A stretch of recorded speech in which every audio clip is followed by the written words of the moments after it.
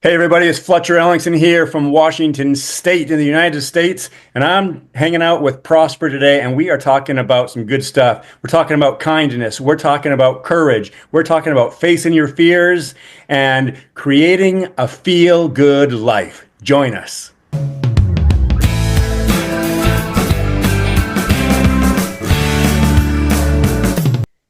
Ladies and gentlemen, welcome to yet another exciting episode of the Online Prosperity Show. I'm your host, Prosper Taruvinga, and today I'm thrilled to welcome a man who doesn't just talk about change, he lives it, faces it, and teaches it. Now, Fletcher, how are you doing, my man? I'm doing exceedingly well, and I'm delighted to be on your show today. All the pleasure is all mine. I think you're going to be showing us what it actually feels like to feel good.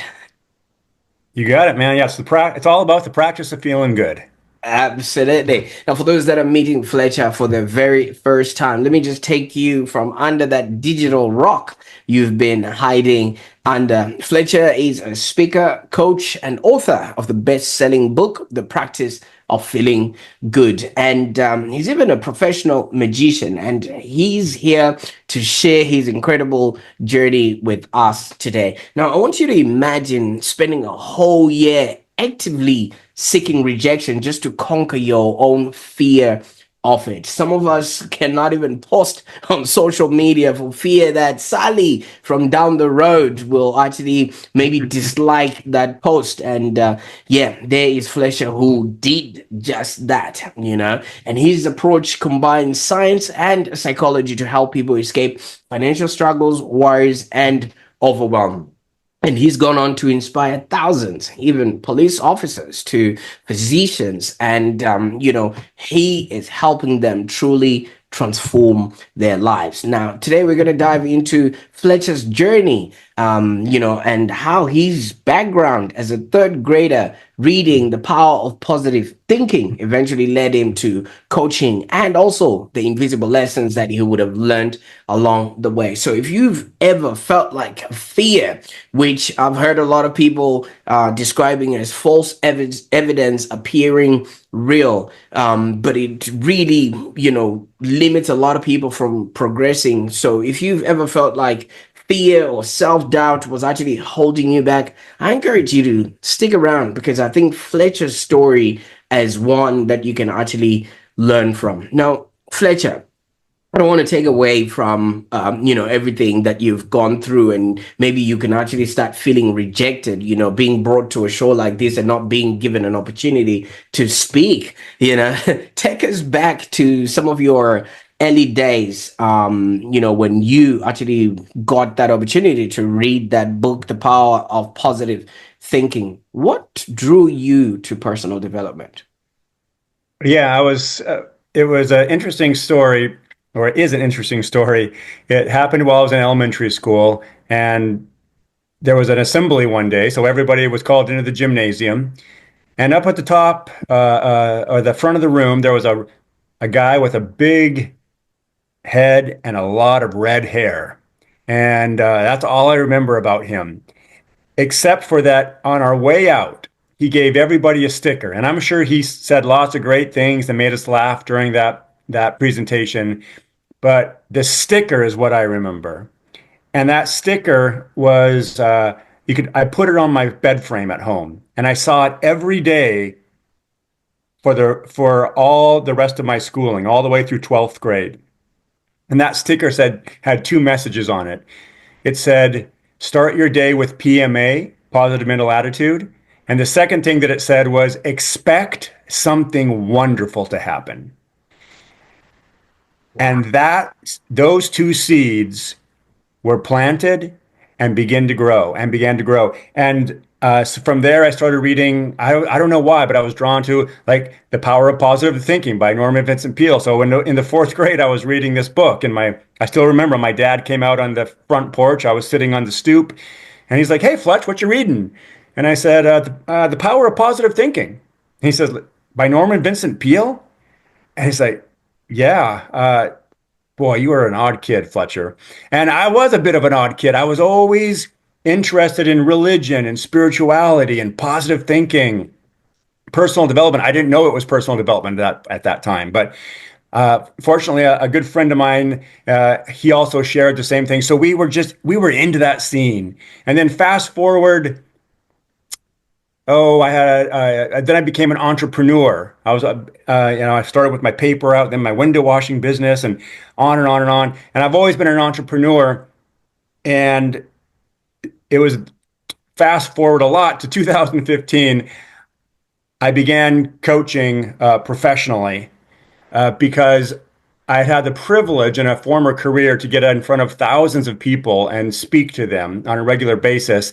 And what I began to notice was people had patterns. There were patterns in their behavior. And I realized that pattern recognition is one of our superpowers as a species. And so while all of our challenges seem unique, they are unique to us, but they're actually rather common to the human species. So I began studying with, people like Tony Robbins and David Bayer and Esther Hicks and Bob Proctor and, all the greats, right? Um, and I just dove into this. And finally in 2015, I was like, I gotta do this full time. And that's when I launched into full time. And I want to bring this story full circle, Prosper. When I had my podcast, I looked up and I found the gentleman who had come to my school in third grade. He was living up in Alaska.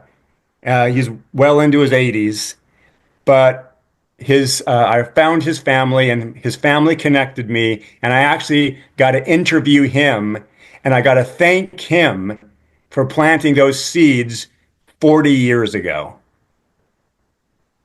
or Wow. actually even more than that. It would have been like, yeah, 45 years ago. And that Wow. was a really cool experience to be able to find the person who really put you on a trajectory for the rest of your life. Oh, I I concur with that so much. You have no idea. I don't know if you've seen my journey to where I went and sought out the teacher that changed the course of my life. And when you were talking about that, I was just like, wow, this journey really has synchronicities and things of that nature. And I can't wait to explore that. But in life, we have people like that show up with a message and that show up with, like you talked about pattern breaks with, pattern recognition with a pattern break, that then takes us on that particular journey. And I can only imagine all the other kids in the gymnasium were just looking at that big guy with red hair, and to them it was just yet another day. But for you, that was the actual, seed or the actual time that your journey Yes. started. Yes, exactly. Yeah. It's fun to be able to pinpoint that. I mean, obviously, like Steve Jobs says, you cannot connect the dots looking forwards. You can only connect the dots looking backwards, you know what I mean? And Yeah. you've so eloquently done that. But that sticker that you went and put on your bedside, that message of expect something wonderful to happen. Do you know for some kids it only comes maybe once a year or once every 2 or 3 years in the form of Santa or in the form of the Tooth Fairy? Yet you Mm. had that every single day. How do you think that actually changed you in comparison to everybody else who would have had that same message, but not at the interval that you had at that particular time? Yeah, I think it made me hopeful. I think it gave me a sense of looking for the thing that was going to happen, the wonderful thing. Um, that's a great question. I've never been asked that, but as I look back, I think I was hopeful and and there was a sense of expectation.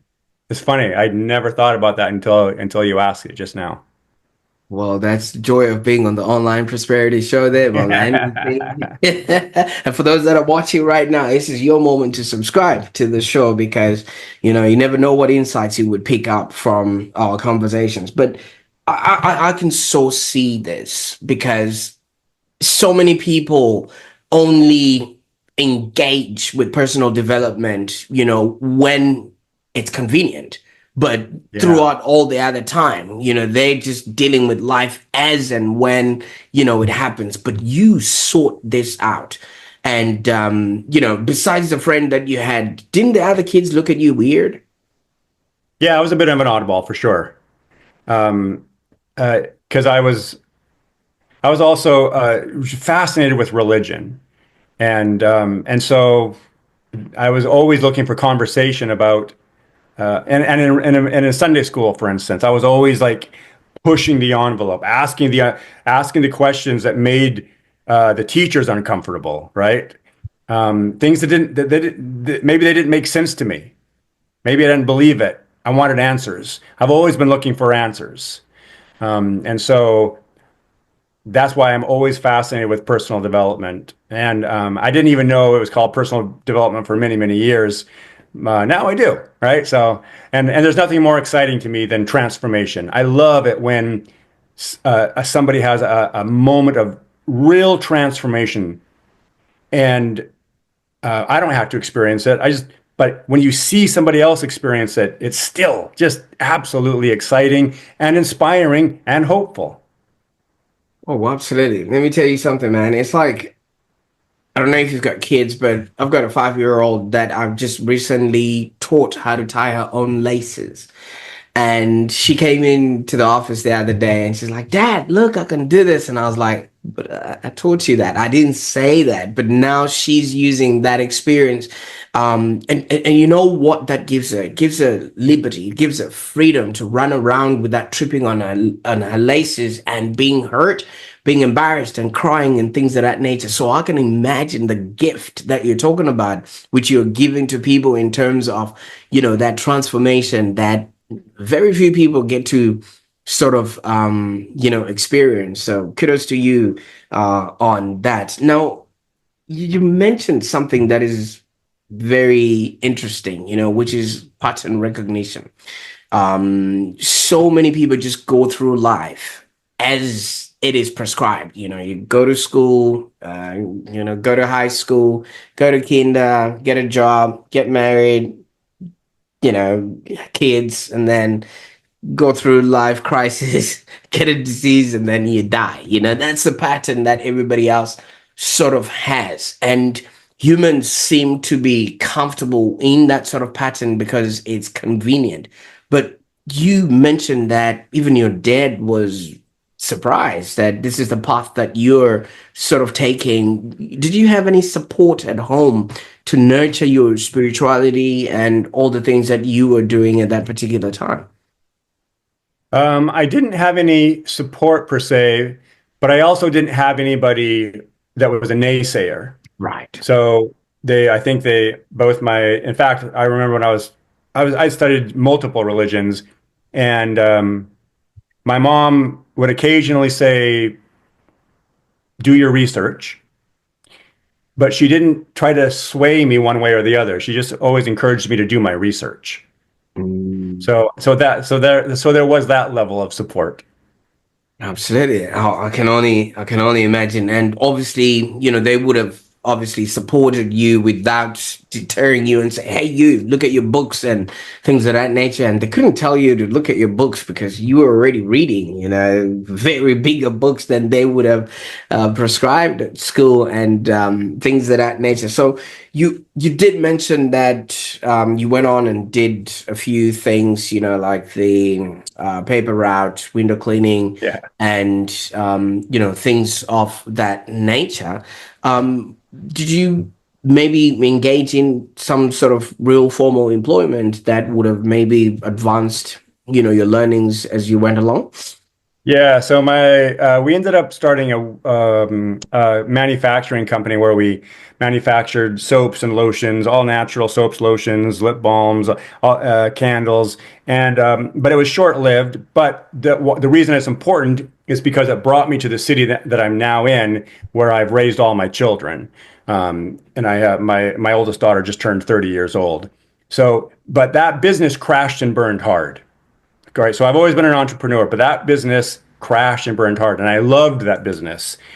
However, out of that flame of failure, came an incredible opportunity. And it was my next entrepreneurial career, and it was in the tech business. And just real quickly, um, a lot of people are practiced at going online and looking for homes online, right? You know, you put in, I want to look at a 3 bedroom, 2 bath home in Sydney, and hit enter, you get all these results.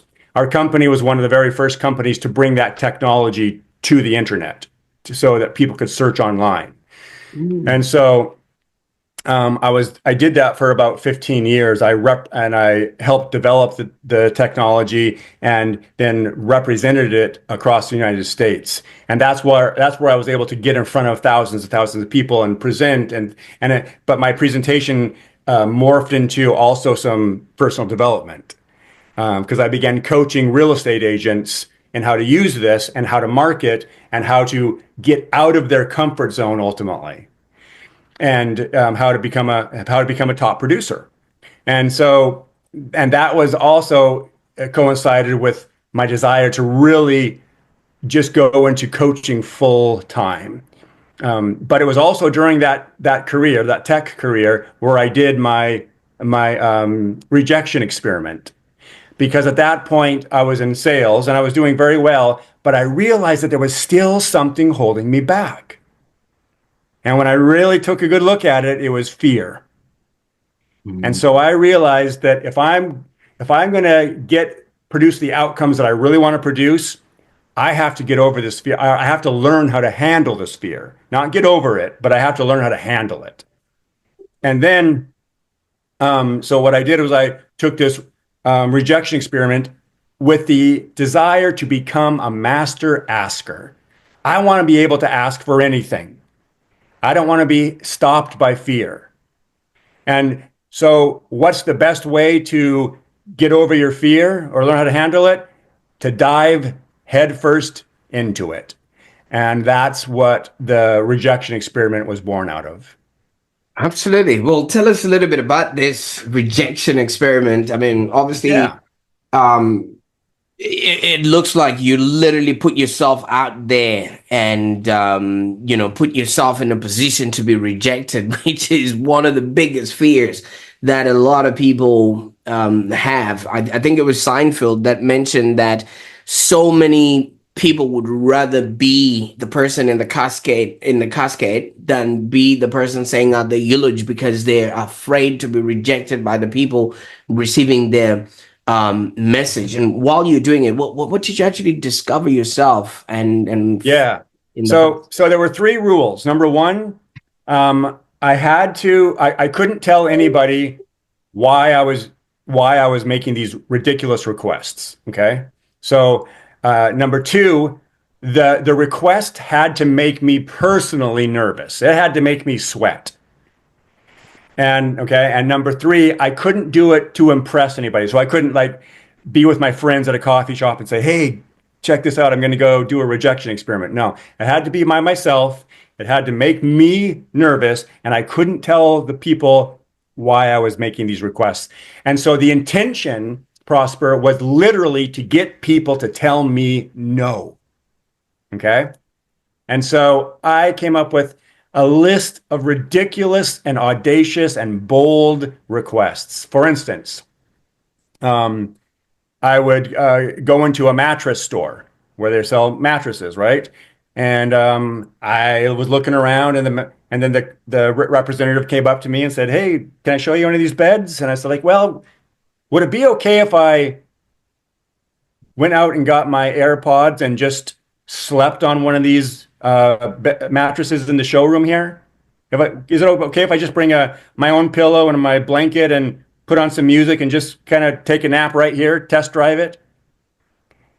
And and this person said the thing that almost everybody always says when I ask, make the request.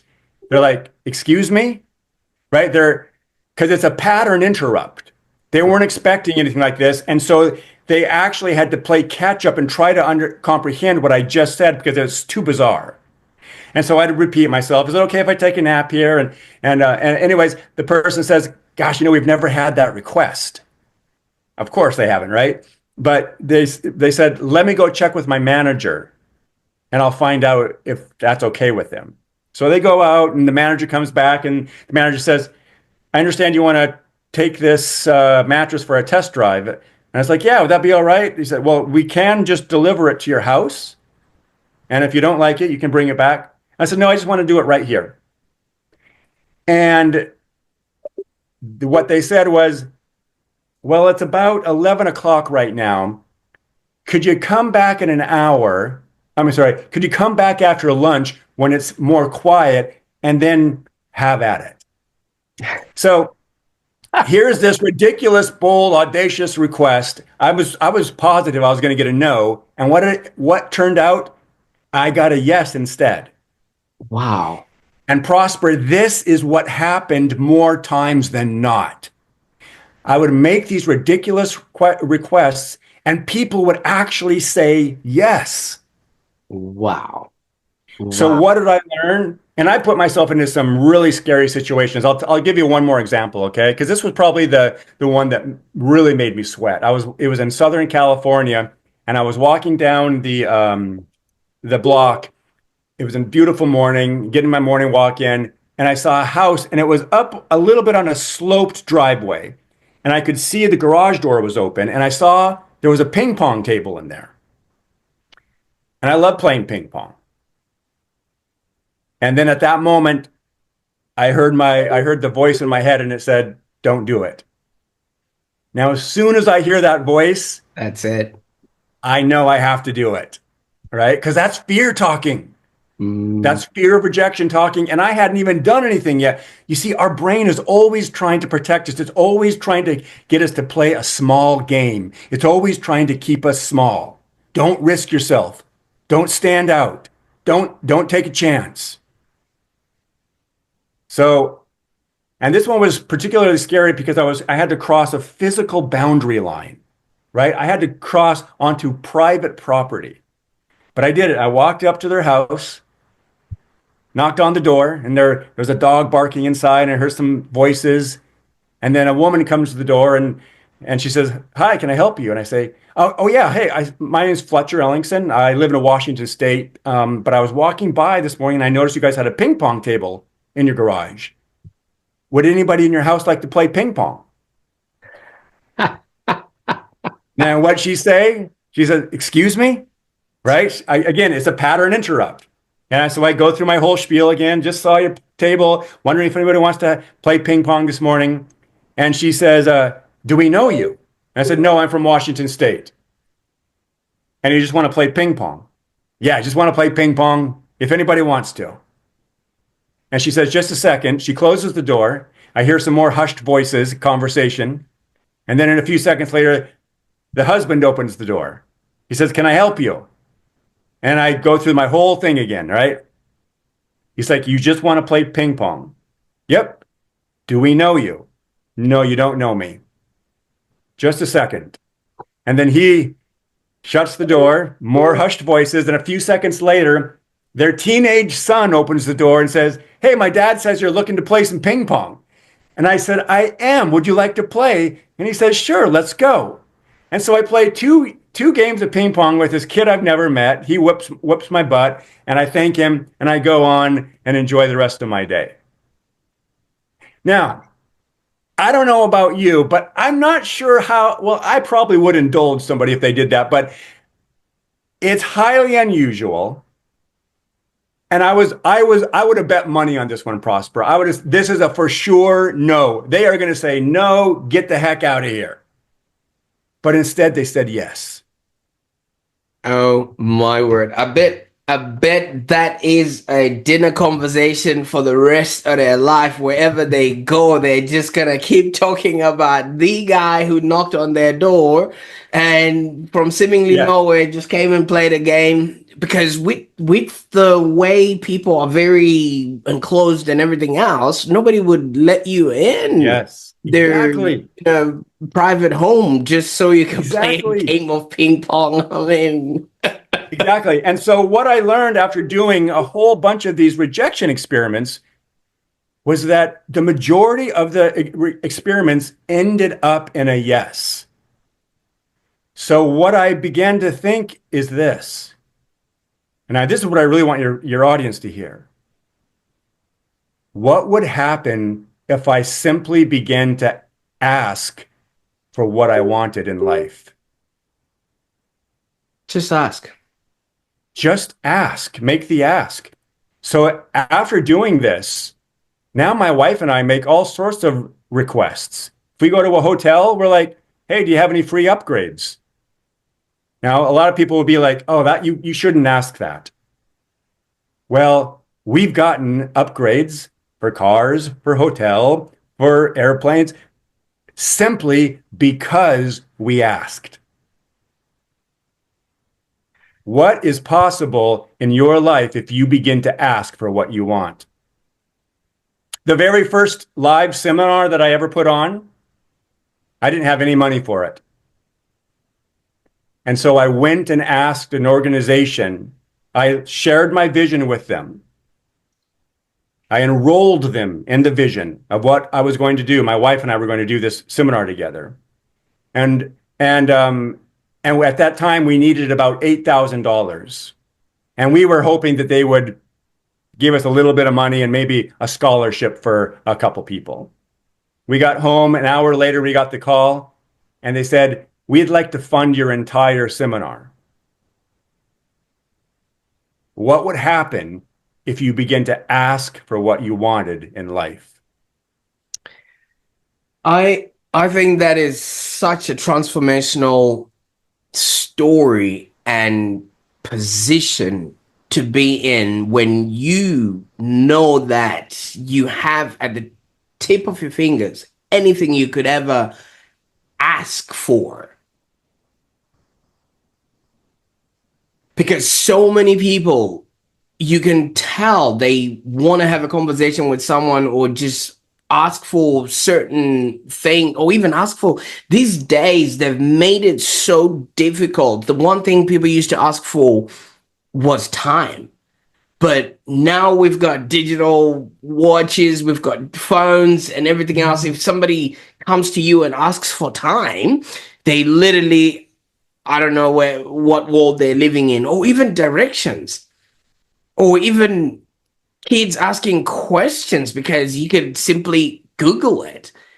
Yes. I think it's a very different frame of mind. And how Yes. do people take this when you approach them with this sort of different way of thinking? Yeah. So, first of all, it scares the heck out of them, right?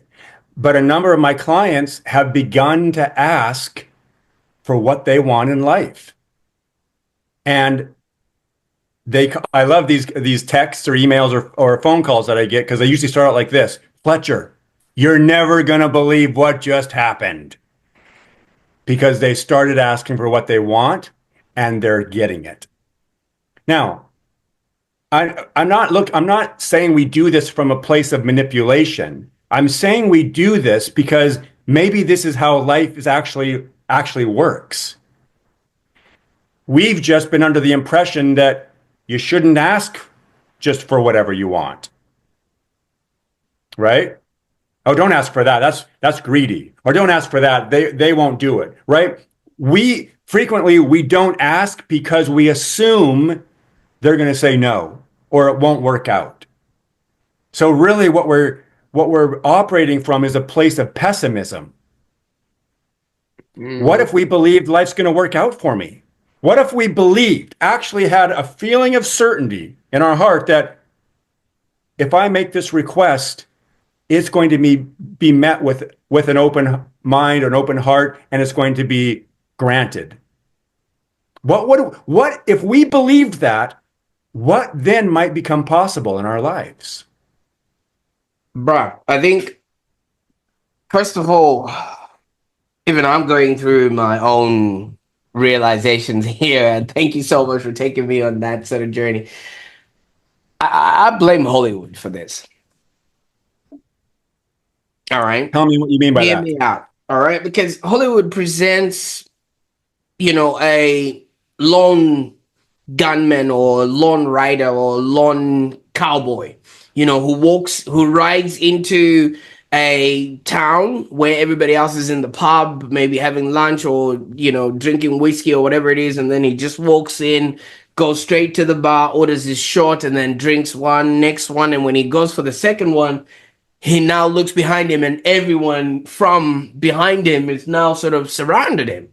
And then he just turns around and then just obliterates everyone in that pub by himself, no help. And then he tells another one who is about to wake up and says, "Don't you even think about it." And then he walks off and rides into the sunset. And I feel like now everybody wants to go at it and live like that Lone Ranger by Mm, themselves without even daring to ask. I don't know. What yes. would you think of that? You know what? I think you nailed it because, especially for men, we're taught that, hey, do it by yourself, figure it out. You, you don't ask for help. Asking for help is a sign of weakness. I got a television show, a regional television show that I've been doing for a number of years. One of the things I say almost every week is asking for help is a sign of strength. So making requests is a sign of strength. Try Mm, that on, to any of the men who are listening out there. I challenge you to really consider that not asking for help, not asking for assistance, that's a sign of weakness. mm. Also, I mean, just really getting people to understand because people really need to understand because fish don't see the water that they swim in, and neither do we see the air that we breathe. And we need to justify why people haven't been able to ask for that help so that they can see it when it's actually happening. Now, I Yes. also believe it's an act of bad marketing, in as much as consumerism has really taken a foothold. Okay, so when I was growing up, we had one telephone, one TV, we had one car, and one of everything. All right, so you could ask your dad to take you to the shops. You could ask your mom to change the channel, or your mom would ask you if you could change the channel. So there was a bit of asking and involvement and things of that nature. This weekend alone, I discovered there's 16 screens that are distributed amongst a small family of four. So you can only imagine if my little girl doesn't want to watch Bleepy and my other girl wants to watch Bluey, nobody's gonna ask. They just do what is right for them at that Yes. particular junction time. So you can only imagine, the phone has become an individual thing. Like I was talking about the watch, the time, and everything else. So people feel like if they ask for directions, they seem inadequate or stupid or not with it. I don't know. Maybe you can comment a little bit on No, on I that. think I think what you just said is really profound. I hadn't thought about it. Yeah, yeah. Our devices have again reduced our world. It's made it smaller, right? Our It's like we have devices blinders are on. divisive. Yes. Yes, our devices are divisive. You heard it right here on the show. Prosper. Good quote. Yeah. Yeah, our devices are divisive. I love that. Yeah. They do. They divide us. And we're not even practiced at asking for help. Mm, So, I just started a men's group. Sunday was the first meeting of it's called KCI, Kindness, Contribution, and Integrity. It's men mobilizing for good. And I'm super excited about it because I really have a heart for men. And one of the things I want to impart to men is like, it's okay to ask for help. Not only is it okay, it's going to get you along, it's going to get you to your desired outcomes even further. Like we don't have to reinvent the wheel every time. It's okay to ask for help. It's a sign of strength. And together we're stronger.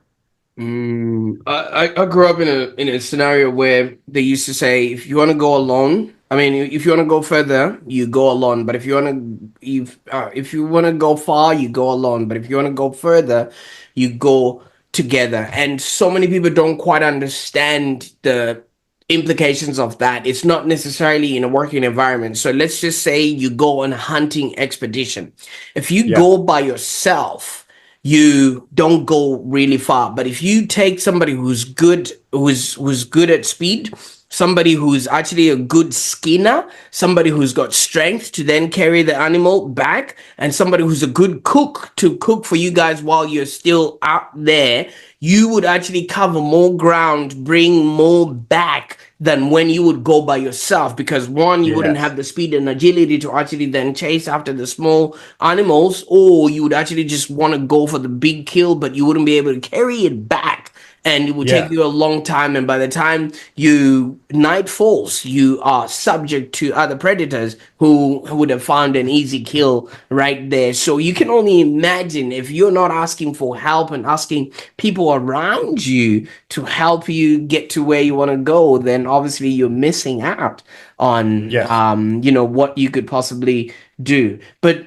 Fletcher, you must be seeing a lot of transformation with a lot of people, just having, seeing the penny drop, knowing that whatever they want is actually possible. All they just got to do is ask. And you would have helped, clients with very incredible transformations. Maybe they're doubling their income, shifting in their relationships and things of that nature.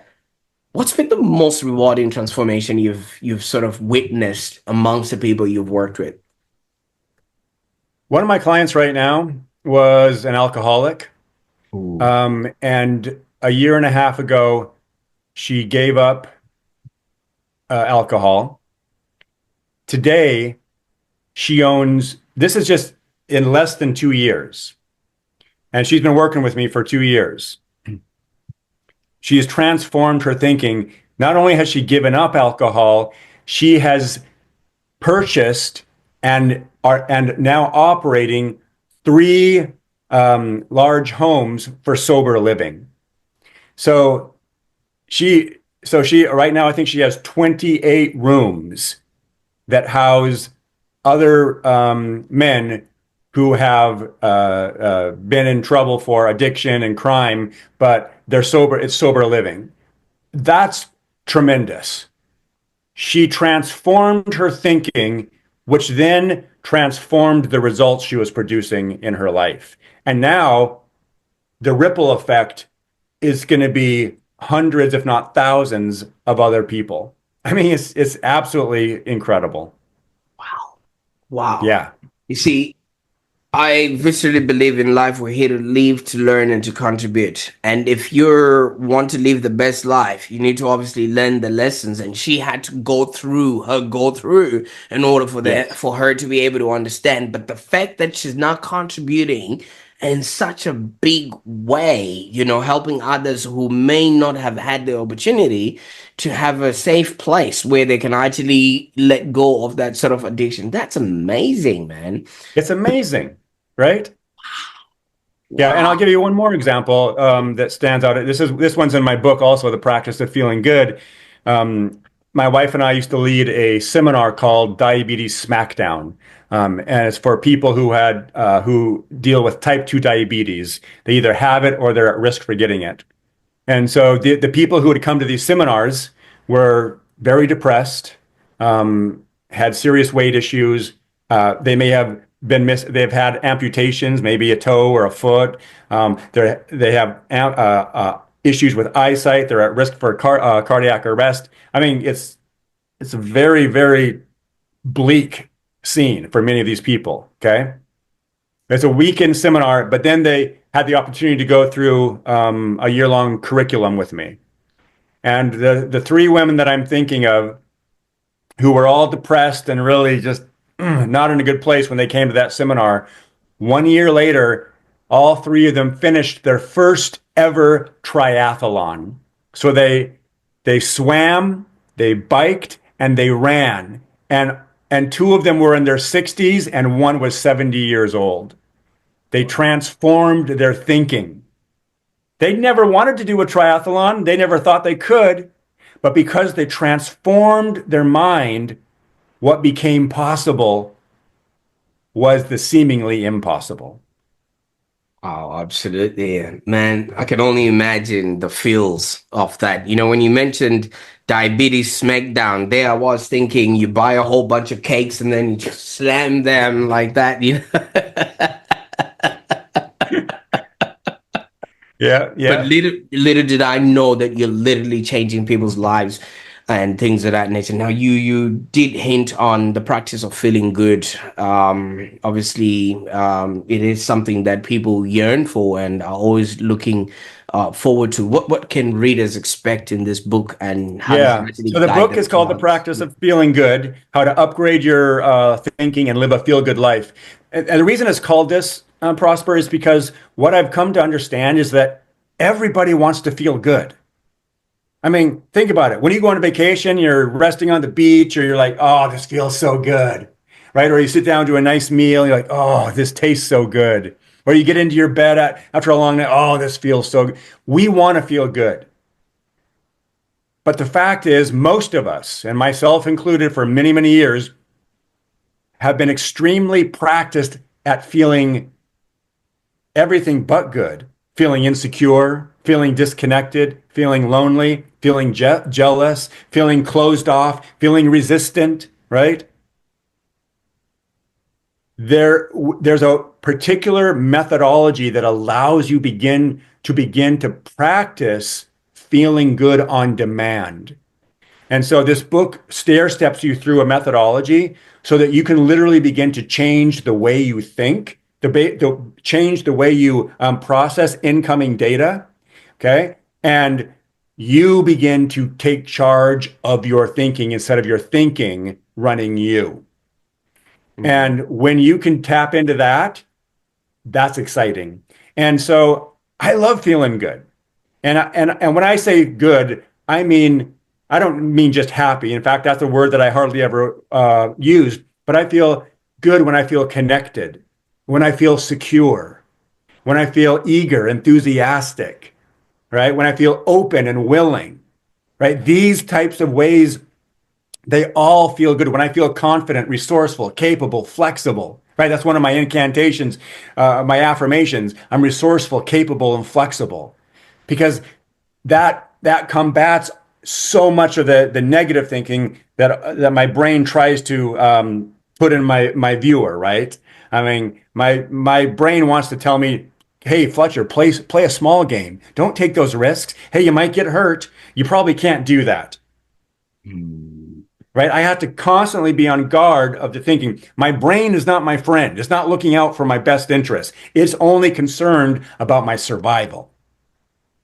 Absolutely, absolutely, and Yeah. people then take that as gospel, you know, as in you got to follow through with that and things of that nature. And from what you're saying, it does actually relate to the fact that feeling good doesn't necessarily come in the form of you. It's in what you do for others, because you can't be confident just by yourself in your room. You're confident amongst other people. You go out, you ask, you interact, and you get a feel of other humans and things of that nature. So, in a word, help enough other people get what they want, you will then get that which you want and more, is what I'm getting from this. Absolutely. Lead with value, right? Because put out massive value in the world because there's two things that always follow value: opportunity and compensation. So if you want more compensation, if you want greater opportunities in your life, lead with value, right? I like that. I like that. Yeah. And, And and one more thing. When we feel good, when we're operating from a place of feeling good, we have access to greater progress. When we feel good, we want to go out, we want to be productive. When we're not feeling good, when we're feeling insecure, fearful, what do we want to do? Sit on the couch and binge Netflix. Hey, nothing against binging Netflix. I love a good binge, right?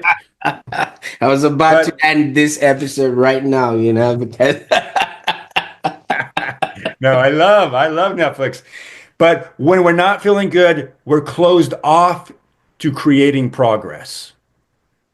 it's so profound, because you can't do well if you don't feel well.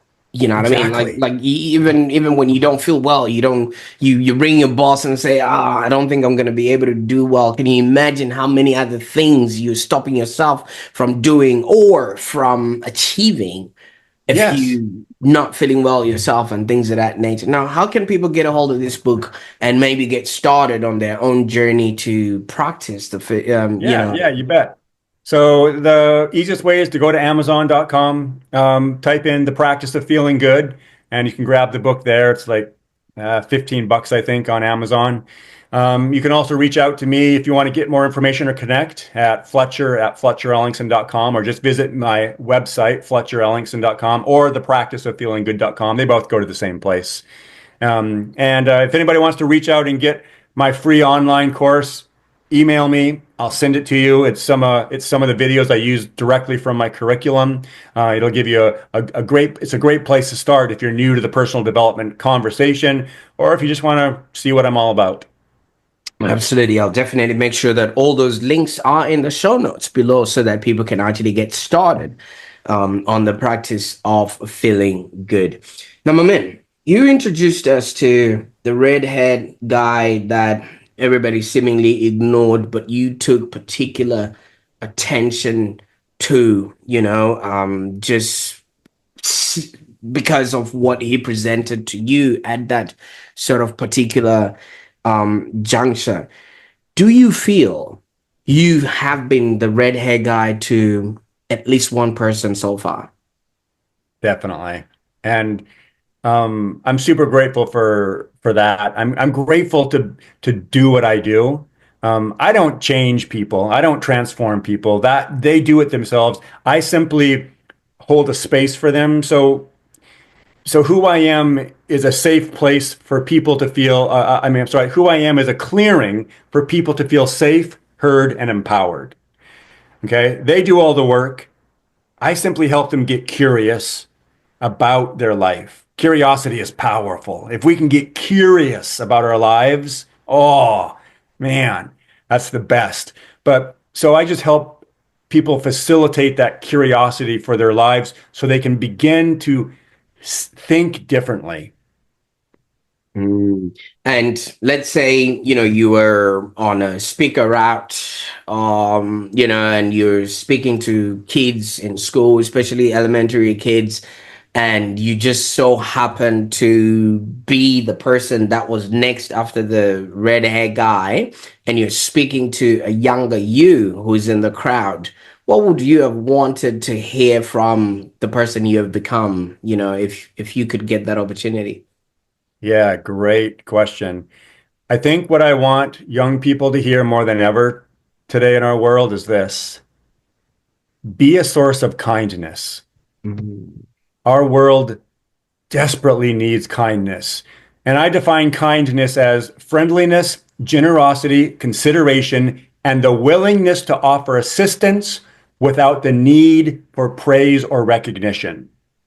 And in my opinion, kindness highlights people's strengths instead of reminding them of their weaknesses. And it unites people instead of dividing people, right? It feels good to get it. It feels good to give it.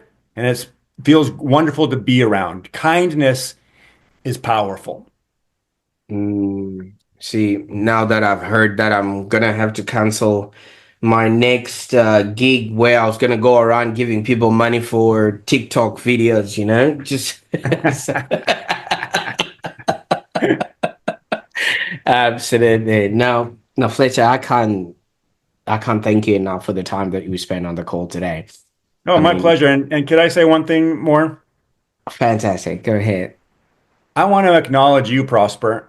I am extremely grateful for your presence in our world. You are a beacon of light. You're a beacon of positivity. You are providing value and inspiration and hope to others.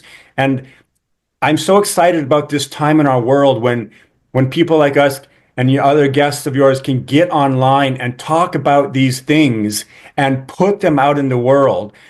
The service, the content that you're providing is so important.